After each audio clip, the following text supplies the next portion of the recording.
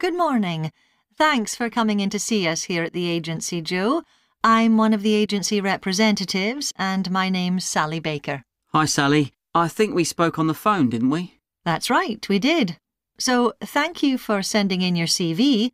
We've had quite a careful look at it, and I think we have 2 jobs that might be suitable for you. OK. The first one is in a company based in North London. They're looking for an administrative assistant. OK. What sort of company is it? They're called Home Solutions, and they design and make furniture. Oh, I don't know much about that, but it sounds interesting. Yes, well, as I said, they want someone in their office, and looking at your past experience, it does look as if you fit quite a few of the requirements. So on your CV it appears you've done some data entry? Yes. So that's one skill they want. Then they expect the person they appoint to attend meetings and take notes there. OK. I've done that before, yes. And you need to be able to cope with general admin. Filing and keeping records and so on. That should be OK. And in my last job, I also had to manage the diary. Excellent. That's something they want here too. I'd suggest you add it to your CV. I don't think you mentioned that, did you? No. So, as far as the requirements go, they want good computer skills, of course, and they particularly mention spreadsheets. That should be fine. And interpersonal skills, which would be something they'd check with your references. I think that should be OK, yes. Then they mention that they want someone who is careful and takes care with details. Just looking at your CV, I'd say you're probably all right there. I think so, yes. Do they want any special experience? I think they wanted some experience of teleconferencing. Oh, I've got 3 years' experience of that. Let's see. Yes, good. In fact, they're only asking for at least 1 year, so that's great. So is that something that might interest you? It is, yes. The only thing is, you said they were in North London, so it would be quite a long commute for me. OK.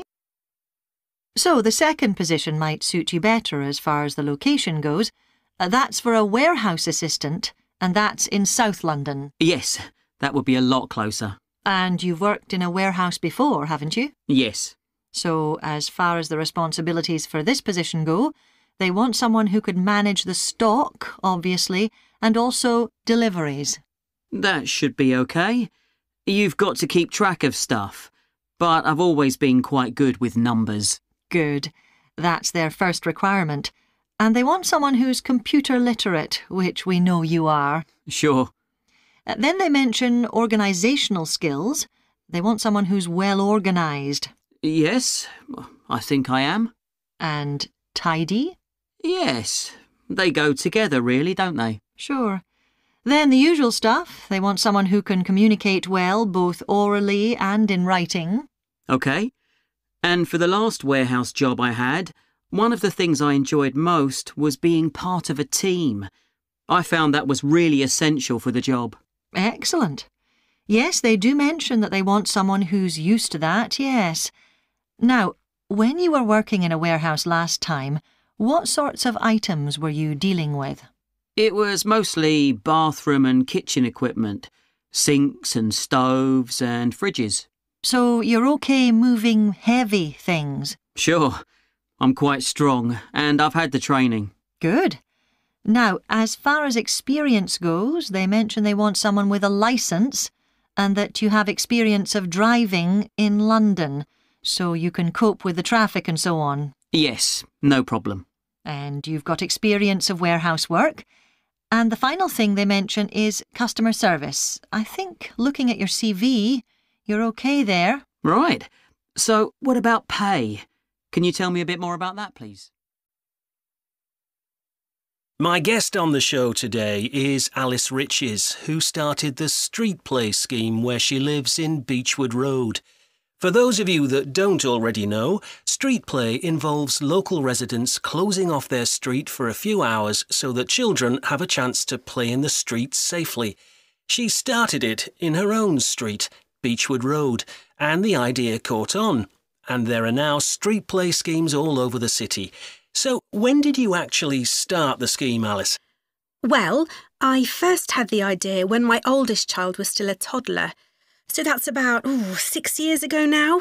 But it took at least 2 years of campaigning before we were actually able to make it happen. So the scheme's been up and running for 3 years now.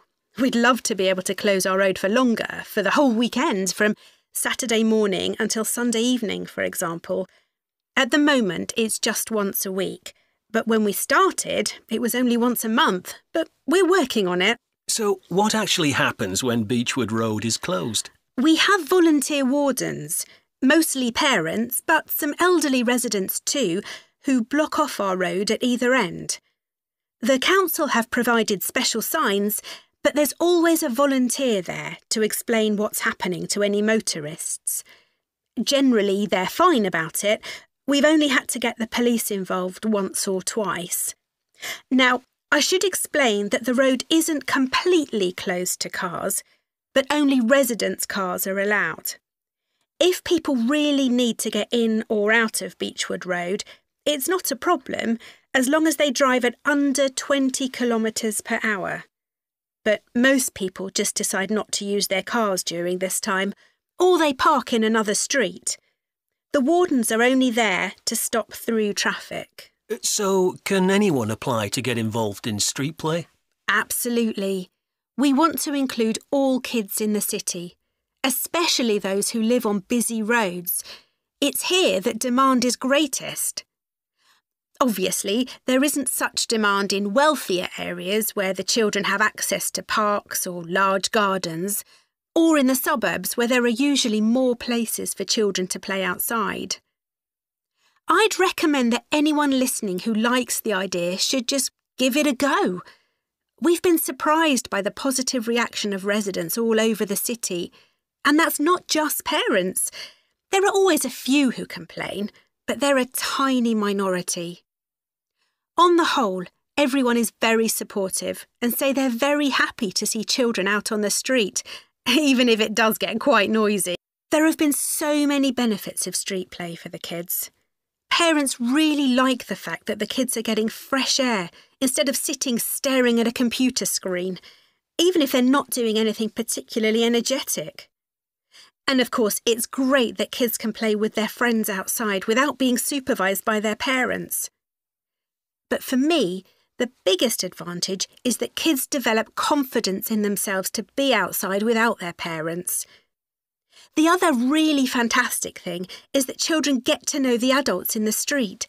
It's like having a big extended family. It certainly does have a lot of benefits. I want to move on now and ask you about a related project in King Street. Right. Well, this was an experiment I was involved in, where local residents decided to try and reduce the traffic along King Street, which is the busiest main road in our area, by persuading people not to use their cars for one day. We thought about making people pay more for parking, but we decided that would be really unpopular. So instead, we just stopped people from parking on King Street, but left the other car parks open. It was surprising how much of a difference all this made. As we'd predicted, air quality was significantly better. But what I hadn't expected was how much quieter it would be, even with the buses still running. Of course, everyone said they felt safer, but we were actually amazed that sales in the shops went up considerably that day. We thought there'd be fewer people out shopping, not more. That's really interesting. So the fact that the street was... Tom, could I ask you for some advice, please? Yes, of course. If you think I can help. What's it about? It's my first media studies assignment, and I'm not sure how to go about it. You must have done it last year. Is that the one comparing the coverage of a particular story in a range of newspapers? That's right. Oh, yes. I really enjoyed writing it. So, what sort of things do I need to compare? Well, there are several things. For example, there's the question of which page of the newspaper the item appears on. You mean because there's a big difference between having it on the front page and the bottom of page 10, for instance? Exactly. And that shows how important the editor thinks the story is. Then there's the size. How many column inches the story is given. How many columns it spreads over. And I suppose that includes the headline. It certainly does. It's all part of attracting the reader's attention. What about graphics? Whether there's anything visual in addition to the text? Yes, you need to consider those too, because they can have a big effect on the reader's understanding of the story. Sometimes a bigger effect than the text itself. Then you'll need to look at how the item is put together. What structure is it given? Bear in mind that not many people read beyond the first paragraph. So what has the journalist put at the beginning?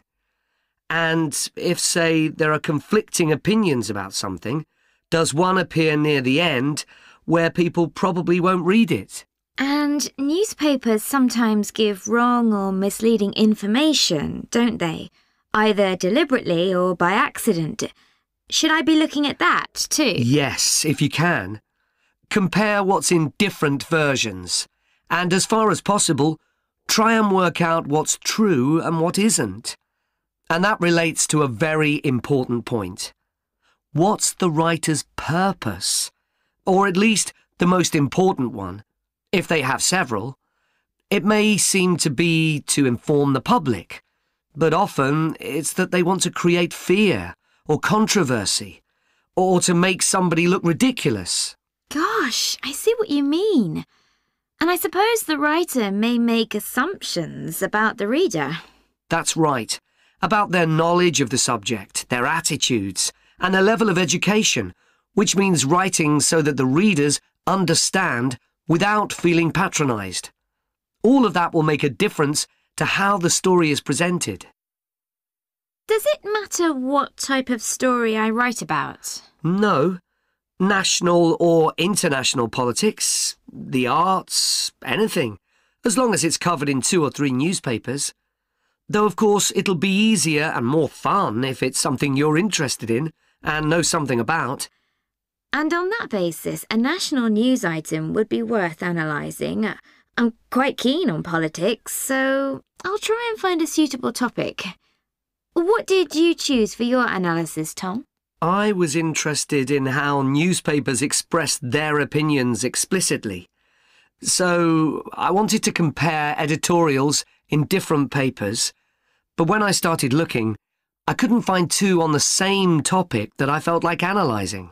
In that case, I won't even bother to look. So in the end, I chose a human interest story, a terribly emotional story about a young girl who was very ill, and lots of other people, mostly strangers, raised money so she could go abroad for treatment. Actually, I was surprised. Some papers just wrote about how wonderful everyone was, but others considered the broader picture, like why treatment wasn't available here. I usually find stories like that raise quite strong feelings in me. I'll avoid that. Perhaps I'll choose an arts topic, like different reviews of a film or something about funding for the arts. I'll think about that. Yes, that might be interesting. OK, well, thanks a lot for your help, Tom. It's been really useful. You're welcome. Good luck with the assignment, Hazel.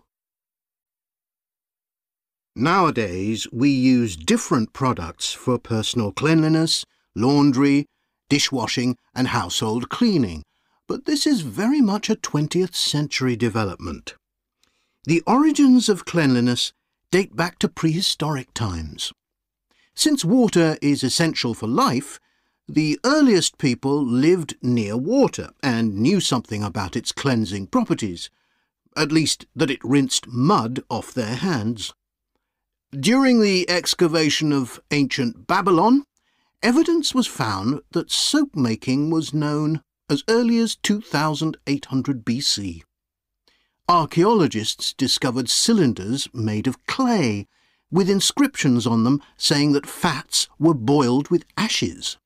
This is a method of making soap, though there's no reference to the purpose of this material. The early Greeks bathed for aesthetic reasons and apparently didn't use soap. Instead, they cleaned their bodies with blocks of sand, pumice and ashes, then anointed themselves with oil and scraped off the oil and dirt with a metal instrument known as a strigil. They also used oil mixed with ashes. Clothes were washed without soap in streams.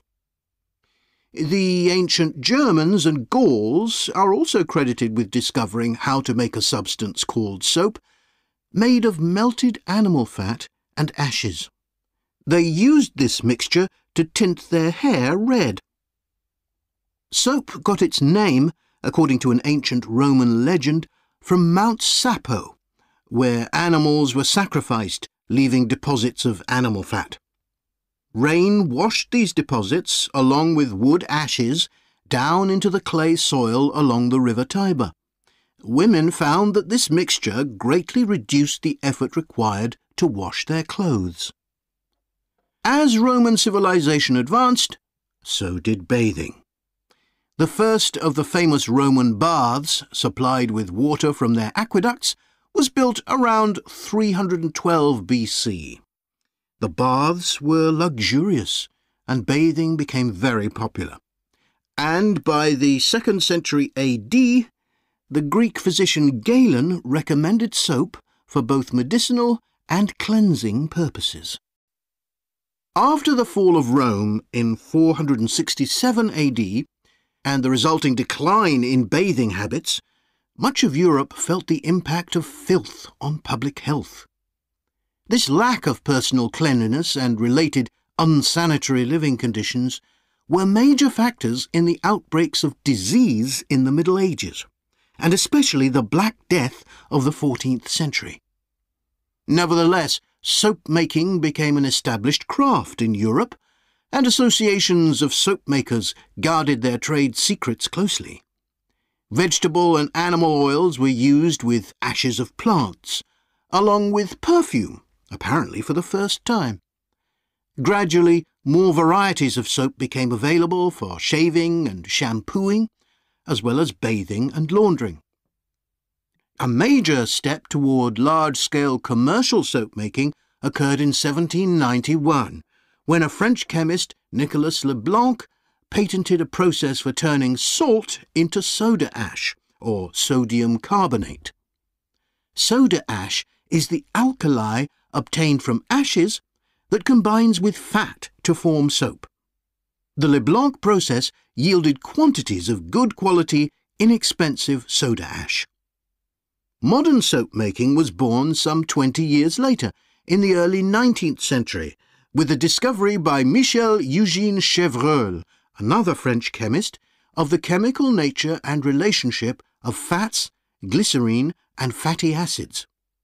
His studies established the basis for both fat and soap chemistry, and soap making became a science. Further developments during the 19th century made it easier and cheaper to manufacture soap. Until the 19th century, soap was regarded as a luxury item and was heavily taxed in several countries. As it became more readily available, it became an everyday necessity, a development that was reinforced when the high tax was removed. Soap was then something ordinary people could afford, and cleanliness standards improved. With this widespread use came the development of milder soaps for bathing and soaps for use in the washing machines that were available to consumers by the turn of the 20th century.